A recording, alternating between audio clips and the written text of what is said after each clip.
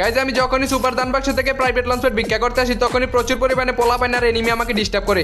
কিন্তু এখানে একটা এনিমি আমাকে প্রচুর পরিমাণে ডিস্টার্ব করতেছিল, তবে এখান থেকে আমি প্রাইভেট লঞ্চ প্যাড পেয়ে গেছি।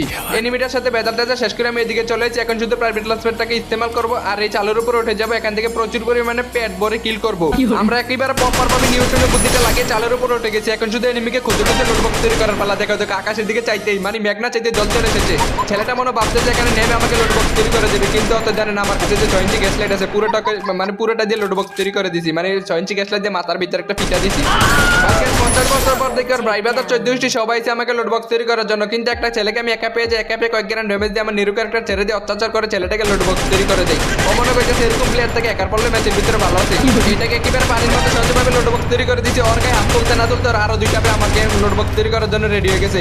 কিন্তু একটাকে অলরেডি আমি এক জেনারেটর মেশিন কেন দেখে এবারে সানডে মানডে ক্লোজ করে দিয়েছি, একেবারে লোডবক্স তৈরি করে দিয়েছি। ওর ভাইটা আবার এখানে গ্লোয়াল মারতেছে। ও মনে করতে